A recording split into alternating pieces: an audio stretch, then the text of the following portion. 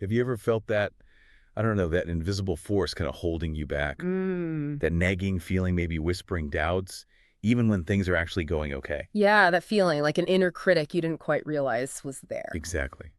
And it just subtly shapes how you see yourself, the world. Well, that feeling you're describing, that sort of persistent undercurrent, it often stems from something really fundamental, deep within our minds. It's Yeah. what the research we've looked at calls core beliefs. Core beliefs. Right. So these aren't just, random thoughts that float by. No, definitely not. They're the really deeply ingrained ideas, the bedrock almost, of who we think we are. Wow, bedrock. And when those beliefs are negative, they can become these huge unseen obstacles. So today we're doing a deep dive into those core beliefs, what they are, where they might come from. And how they connect to things like anxiety and depression, right? Exactly. We've been digging into a bunch of material that gives us a kind of blueprint for understanding these ideas. Okay, so our mission today is to unpack what these core beliefs really are, figure out how they subtly influence our thoughts, feelings, even our actions. Mhm. Maybe look at how you might start to spot them in yourself. Yeah, that's key. And crucially, explore how cognitive behavioral therapy, CBT, offers a really practical, hands-on way to understand and, well, maybe even reshape them. A path forward, yeah. So let's start right there. What exactly are these core beliefs? How are they different from just, a thought I might have about lunch? Right, good distinction. Think of core beliefs as the deepest, most fundamental ideas you hold Mhm. about yourself, about other people, about the world. Okay. The material we reviewed describes them as the bedrock of your personality. They tend to be global, applying everywhere rigid and often quite overgeneralized assumptions. Global and rigid. Sounds pretty solid, like set in stone almost. They can feel that way, and what's tricky is how subtly they influence things. Often you're not even consciously aware they're operating, but they shape everything. Everything, like what? Well, they shape your automatic thoughts, those quick, spontaneous ideas that just pop up. The knee-jerk reactions in your head. Exactly. Right. And those thoughts then influence your emotional responses and what you end up doing, your behaviors. Now, beliefs can be positive or neutral, but it's the negative ones that can really create this sort of self-fulfilling prophecy. Okay, so where did these really deep ones, especially the negative kind, even come from? Mm. Are we just born with, I'm not good enough? Huh? No, not quite like that. The insights from the research point really strongly to early life experiences Oh, and significant events. Things like consistent criticism, maybe neglect, bullying, difficult childhood experiences. These can lead to deeply ingrained negative self-schemas. schemas, like filters. Yeah, basically mental frameworks or filters. These beliefs often start developing pretty early in childhood, but they get reinforced and sort of solidify over time as more experiences seem to confirm them. Right, you start seeing evidence everywhere that fits the belief. Exactly. Okay, so they're the deep foundation, built over time. How do they link up with those more surface level automatic thoughts you mentioned? Like my instant thought, if a friend doesn't text back immediately. Okay, great question. Perfect example. So, automatic thoughts are those immediate, spontaneous interpretations. Like you said, friend doesn't text back. Automatic thought might be, they're ignoring me, or, oh no, they must be mad at me. That flash of panic or irritation. Precisely. And while those automatic thoughts are tied to specific situations right then and there, the core beliefs are the underlying foundation that fuse them. Ah, So a deep belief like maybe I'm unlikable or I'm fundamentally flawed is what's generating that specific they're ignoring me thought in that moment. got it. So the core belief is like the root system way underground. Yeah. And the automatic thought is the little weed that pops up on the surface when something specific triggers it. That's a great analogy. And a really foundational idea here comes from Dr. Aaron Beck back in the 60s. He described the cognitive triad. It basically outlines how negative views often cluster in three main areas: the self. Like I'm worthless, I'm inadequate. Exactly. Then the world or your experiences. No one values me. The world is dangerous. Uh-huh. And the future. Things will never change. I'm hopeless. That kind of thing. Yes, those are really common examples you see. And this triad, this pattern, creates a really strong bias in how you interpret things. It kind of rigs the game against seeing things neutrally or positively. Okay, so we have these deep core beliefs, maybe formed early on. How do they get so sticky? Why don't they just fade away if they're not actually true. Yeah, that's the million-dollar question, right? This is where the cycle comes in. It's a really dynamic loop. A loop. Okay. Those negative core beliefs, they act like those schemas or filters we mentioned. They bias how you process new information, especially if a situation is a bit ambiguous. So if I deeply believe I'm incompetent, my brain is sort of automatically scanning for proof of that, highlighting mistakes, downplaying successes. Exactly. You got it. And this bias then generates automatic thoughts that line up perfectly with that core belief. See? I messed up again. Mm-hmm. And these automatic thoughts often contain what CBT calls cognitive distortions, or maybe more helpfully, unhelpful thinking styles. Right, I've heard of those, like jumping to conclusions or black and white thinking. Yes, exactly. They're like biased mental shortcuts that lead to inaccurate conclusions. But the kicker is they feel incredibly real. They feel like facts, even though they're just opinions filtered through that negative belief. Can you give an example? Sure. The material mentions things like catastrophizing a minor headache becomes, oh my God, I must have a brain tumor. Okay, yeah. Or mind reading a friend walks past without saying hello and you instantly know he hates me without actually checking. Or all or nothing thinking, if you didn't do a task perfectly, it's a complete failure, 0 points. Oof. Yeah, I can recognize those sometimes. So how does this lock you in? How does it close the loop? Well, these automatic thoughts, driven by the core belief and twisted by distortions, trigger intense negative feelings, anxiety, sadness, shame, whatever it is. Right. And then specific behaviors. Maybe avoiding things, procrastinating, withdrawing from people, criticizing yourself. Trying to cope, basically. Trying to cope, exactly. But here's the crucial, sometimes counterintuitive part. Those very behaviors you do to try and feel better or safer often end up acting as apparent proof for the original negative belief. Wait, hang on. So me trying to avoid feeling anxious by staying home from a party Yeah. actually makes my belief that I'm unlikable stronger because I missed the chance to connect. Precisely. That's the trap. Because you avoided it, you didn't get any experience that might contradict the belief. Yep. No chance for connection, no positive interaction. So your brain goes, see, staying home was the right call. People don't like me. Wow, that feels completely backwards. The safety behavior is actually reinforcing the fear. It often is. It strengthens the belief, closes the loop, creates that self-fulfilling prophecy. And a really key insight here is that you can try to challenge the automatic thoughts, swat them away. Yeah. But if you don't get down to that core belief, that engine driving it all, it's like putting a Band-Aid on a wound that needs stitches. You might get temporary relief, maybe, but not lasting change. The core belief is the active, self-perpetuating mechanism. It's the engine running the whole show, and my attempts to cope are sometimes just adding fuel. That's a really good way to put it. And while, most people might have negative beliefs pop up now and then, Sure. for someone who's really struggling, these negative core beliefs become incredibly robust. They're strong, they're rigid, they dominate thinking, even when nothing bad is happening, unlike for others who might have a negative thought and just kind of brush it off. Right. The intensity and how widespread it feels is different. Yeah. Okay. So seeing how this cycle keeps things stuck, let's dig into how these powerful beliefs actually fuel things like anxiety and depression. Yeah, that's a central idea in Beck's cognitive model. It suggests that these specific negative perceptions, that triad of self, world, future, are key vulnerability factors for conditions like depression and anxiety. Okay, so how does that play out in depression specifically? With depression, the core beliefs often center on being helpless, hopeless, or worthless. Mhm. The triad shows up as this pervasive negative view. The present is bad, everything sucks now, the future is bleak, it'll never get better, and the world is just negative, it's all pointless. Right. This fuels biased interpretations, negative expectations about everything, tons of self-criticism. And the research points out that common behaviors in depression, staying in bed, avoiding people, not taking care of yourself, they actually maintain the symptoms.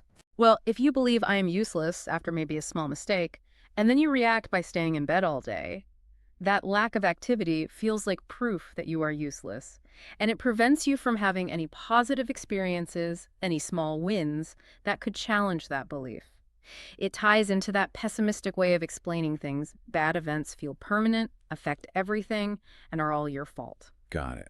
And for anxiety, what do the core beliefs look like there? Anxiety is often driven by this constant sense of threat, being on high alert. Core beliefs tend to focus on danger and seriously underestimating your ability to cope. So thoughts like, I'm unsafe, I'm vulnerable, I can't handle this, I'm weak. Exactly, those kinds of things. What the material calls danger schemas become hyperactive. You're constantly scanning for potential threats. The anxious automatic thoughts are rapid negative appraisals. That person looked at me funny, they must be judging me. Yeah. This leads to cautious behaviors, maybe over-preparing, checking things constantly, avoiding situations that feel risky, rehearsing conversations in your head over and over to avoid saying the wrong thing. Trying to control everything to feel safe. Right. And that fear of failure or inadequacy, rooted in beliefs about being incapable, often leads to avoiding challenges altogether, which, of course, stops you from ever finding out you could handle it or learning new skills. It hinders growth. So it really sounds like the symptoms, the anxiety, the low mood, the behaviors, they don't just result from the beliefs, they actively feedback and make the beliefs stronger by preventing any counter evidence. Exactly. That's such a critical point. The material really emphasizes this feedback loop. Those maladaptive behaviors, the avoidance, the withdrawal, the checking, they prevent you from having new positive experiences that could disconfirm the negative beliefs. If I believe people will reject me and I never go to social events, I never get the chance to experience acceptance. Precisely. You never get the data that contradicts the hypothesis. Right. And you combine that lack of corrective experience with the brain's tendency to notice only the information that supports the existing belief. Confirmation bias. Exactly. And actively ignoring or explaining away anything positive that does happen. Oh, they were just being nice. That doesn't count. Disqualifying the positive. Right. All of that makes the beliefs incredibly rigid. And that's why the research stresses that effective treatment has to actively break this cycle. It needs to strategically introduce experiences that directly contradict the negative beliefs. You have to generate new evidence. Okay, that makes a ton of sense. You have to actively fight the system, not just wish it away. But spotting these things in yourself, it still sounds really hard. They're so deep, so automatic, like reflexes. How can someone actually start to identify their own core beliefs? You're right, it is tricky because they feel like the truth. They often operate just below the surface of conscious awareness.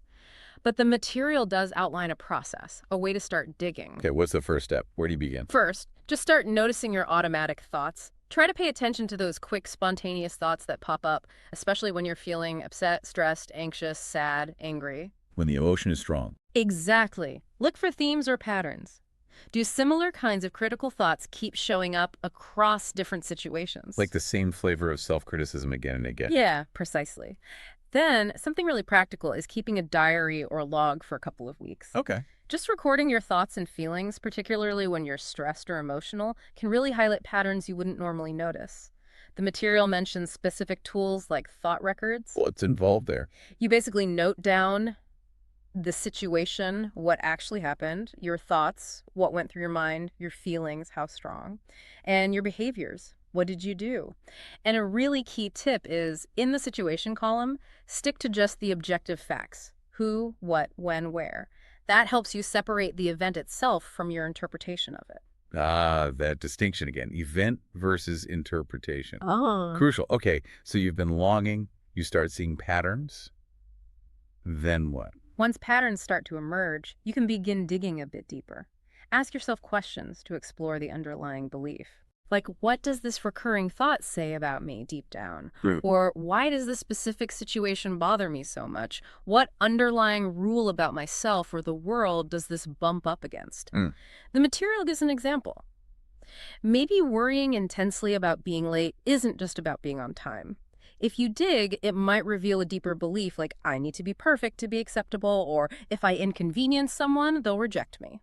Connecting the surface worry to the hidden underlying assumption or rule about yourself. Exactly. And then a really vital step is to consciously consider the evidence. Evidence for the belief. For and against. Rigorously look for evidence that supports the belief, sure. But just as importantly, actively search for evidence that contradicts it. Evidence you might have previously ignored, minimized, or explained away because it didn't fit. Okay. This isn't about winning an argument with yourself. It's about taking an honest look at the actual data your belief is based on, which is often really skewed or incomplete. Right, playing detective on your own assumptions. Did the material mention how therapists might help kickstart this? It sounds hard to do alone. Yeah, it can be.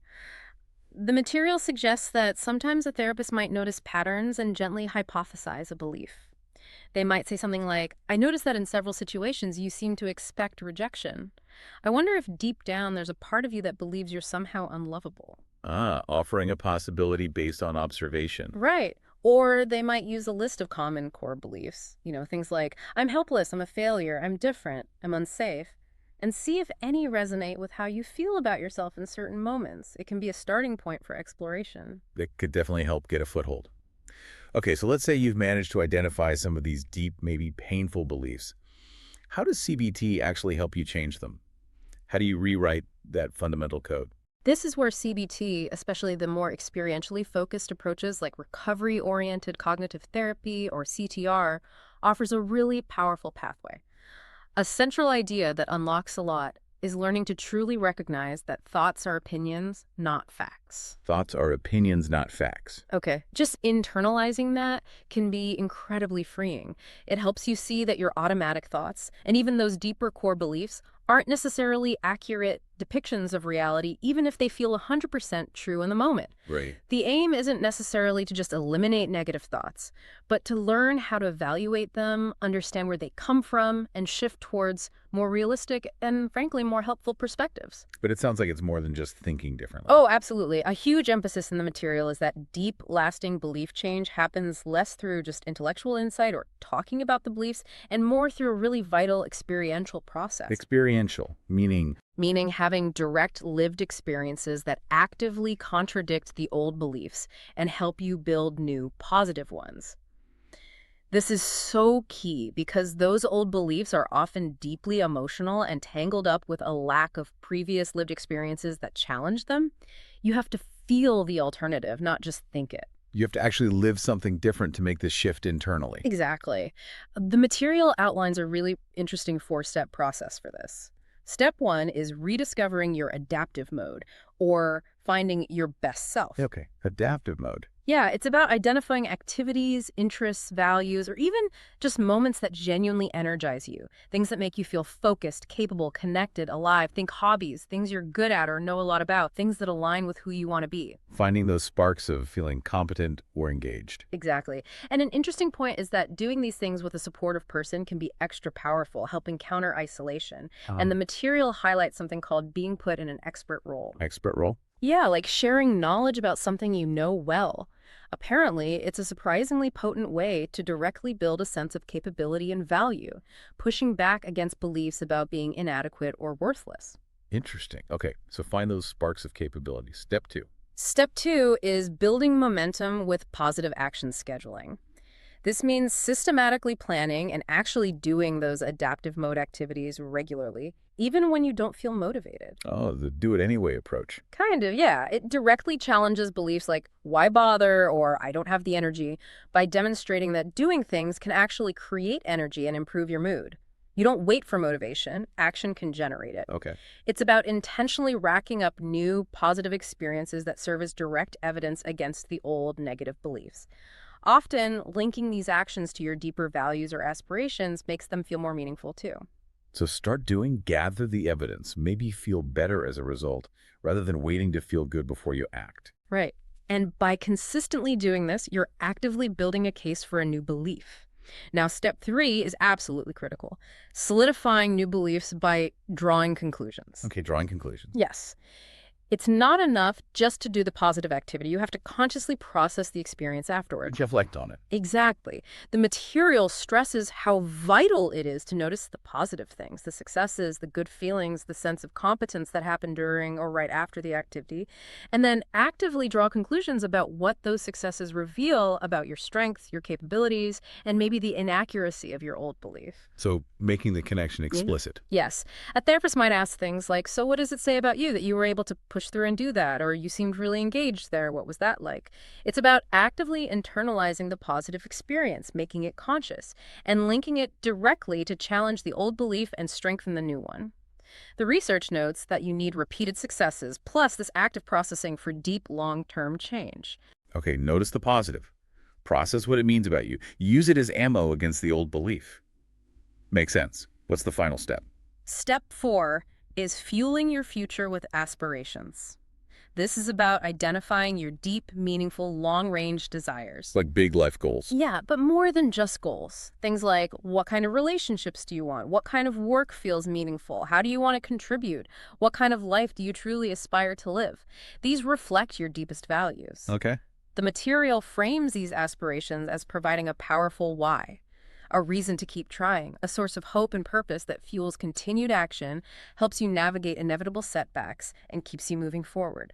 So you're building from these small, scheduled, positive actions towards a really meaningful, bigger picture of the future you want, using the present to build a whole new story. Exactly. It's a structured but very much lived experiential way to dismantle that old negative inner narrative and actively construct a new, more realistic and empowering one based on actual experience.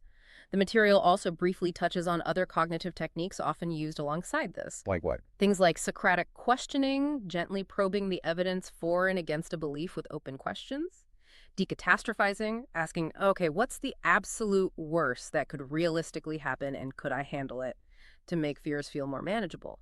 And sometimes putting thoughts on trial, kind of metaphorically acting as defense, prosecutor, and judge for a difficult thought or belief, using only factual evidence. Those sound like useful tools for directly tackling the thoughts once you see them, working alongside the action steps. They are. They often complement the experiential work really well. Okay, so identifying and reshaping these beliefs.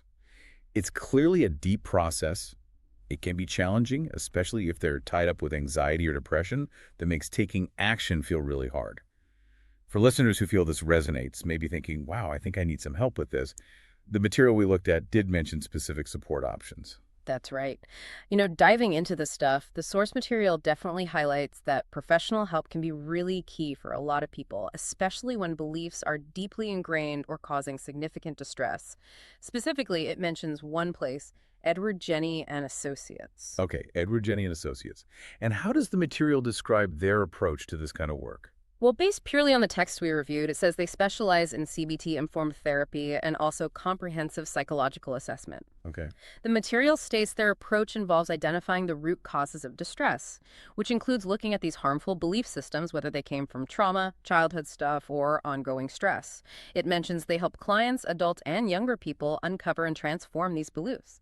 So working together with the person on this journey. Yeah, the description emphasizes working collaboratively, helping people break that cycle of negative thinking we talked about and start living more in line with their own values. The text specifically mentions they help with issues like panic attacks, social anxiety, persistent self-doubt challenges, often really tightly linked to core beliefs. Right.